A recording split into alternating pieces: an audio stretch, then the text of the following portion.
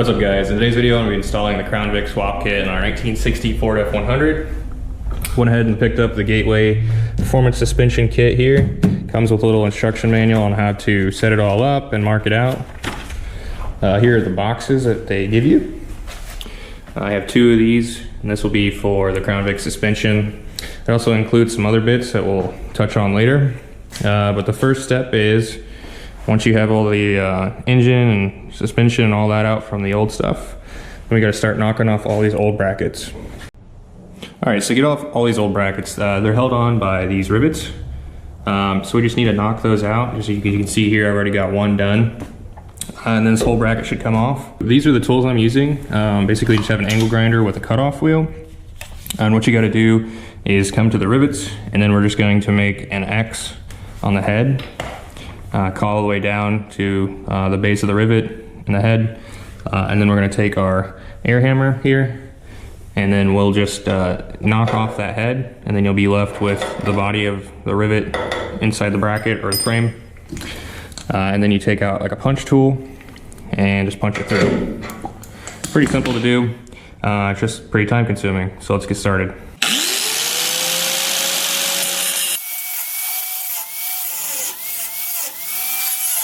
Alright, so hopefully you can see here, it's a little tough to get in with this tool here, with this bracket particularly, but I try to cut the heads, and then we're going to take this air chisel and we'll knock them off.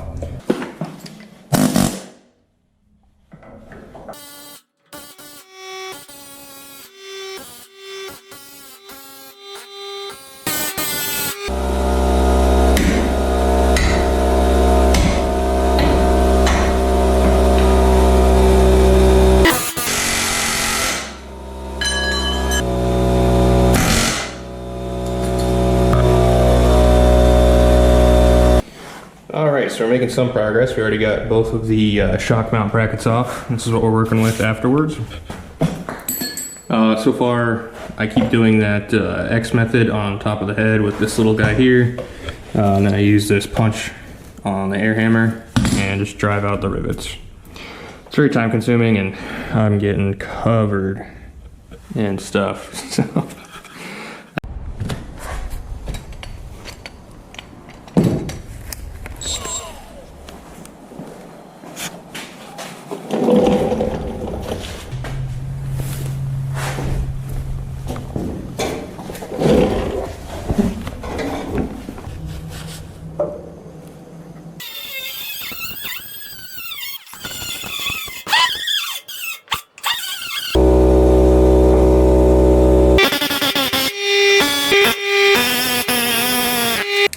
Alright, so I finally got these two motor mount brackets off. This is what we're working with now. They are larger rivets, and it was much more difficult to get off than these shock mounts. So now I got to do these rear leaf spring mounts.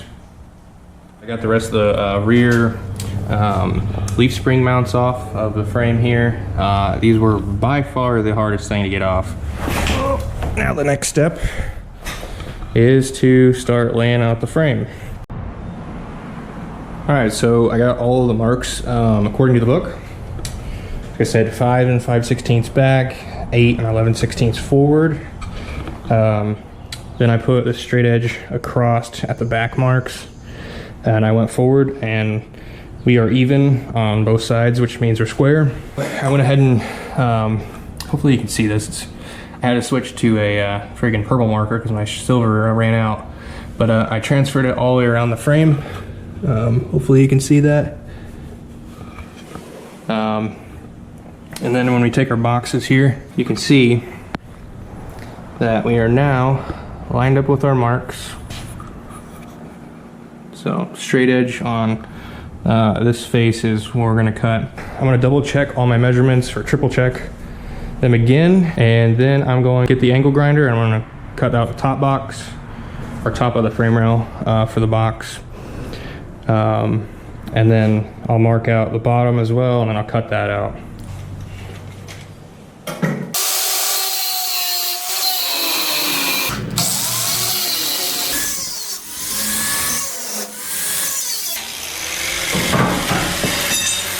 So as you can see, I got the boxes in, or one side in. Having a little bit of fitment issues right now. When flush with the top, basically this back side of the frame rail, the F100 frame rail, is lower, so I got this gap. I don't have it up front, so not quite sure what's going on there. You can see it's dang near flush. Maybe I can go down just a hair more. Once I get it prepped and cleaned up and ready to start tacking, I'll get you updated. I did get my dad's welder to borrow because my little Eastwood cannot keep up. So yeah, the other side I may have to get an air compressor and a plasma cut, because this thing, yeah, it sucks. All right, so I've got the subframe kind of tore down now. So a tip for if you're doing this is take off steering rack, take off the brakes, so the calipers and the rotors. Then what I did was I bungee strapped the axles or hubs back, I guess towards the front of the car, or towards the steering rack. And then I also took off these front or rear control arm mounts. And now I got it leveled out on this jack, just right in the center, and it works out pretty good. So what I also did was, you can use a hole saw or whatever you got. I put a hole over here in the frame where I'm going to cut on the driver's side for this dowel pin here. And then I took the whole subframe and jacked it up into where I wanted it, and actually bolted it into these boxes. So I use the old bolts because they're Loctite on the new ones over there. But yeah, I snugged it tight with my impact with the old bolts, and then I tacked it all around as best I could. I think I'm gonna kind of tack this in a bit more, at least until I feel comfortable with it not moving the frame. I still have this huge gap down here. See that? So I'm gonna have to fill that. The other problem I have is apparently I cut too much off the top of the frame rail.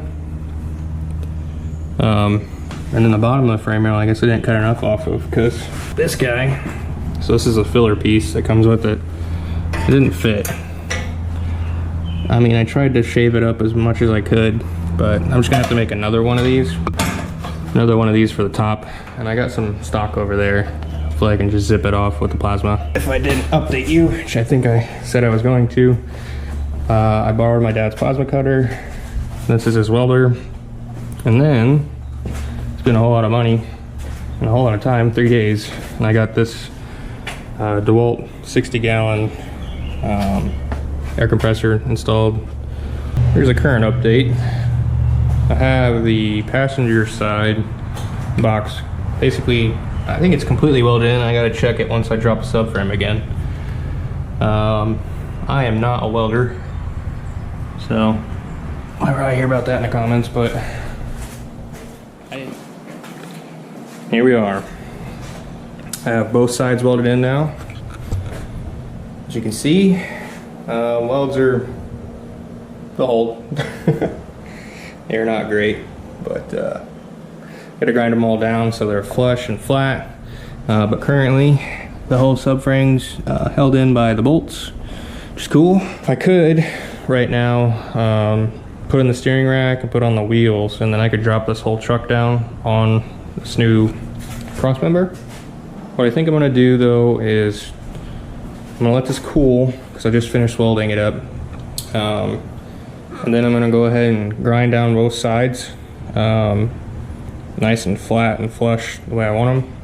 You know, get rid of the bead on the weld. And then I'll use this spray gal from Seymour. It's supposed to be a weld through self-etching primer thing. That's actually what I coated both of the inside of the boxes with before I welded them in. And then the next part of this kit would be these plates here. So that's the rear plate, this is the front. Basically, these work is they just box in the frame in the front and the back. The front obviously fits, it's pretty good. Maybe just need to do a little bit of massaging. So as you can see, this back is way longer than what we have available with this current crossmember in. So I either got to cut this down, or I'm going to have to remove this crossmember. And most likely I'm going to have to remove this crossmember just because of where this engine sits. I don't think the transmission and exhaust is going to fit through here. So really, where I'm at now is I need to clean up the boxes and paint them just so they don't rust, and then get the motor over there and have it drop down in here. Try to get an idea of where that bell housing is going to be for the tranny and see what kind of clearance we have. This is where I'm going to leave it off now that we have both boxes welded in. I'm going to have future content on this once I get a decision on that cross member, once we get the motor in and all that. If you have any questions or comments, leave them down below. If you like this content, please leave a like on the video and subscribe. I'll have more content coming, hopefully sooner than later. So thank you for watching, and yeah, have a great day. Yeah, sorry, I was wrong. This is how I'm going to leave off the video. She low.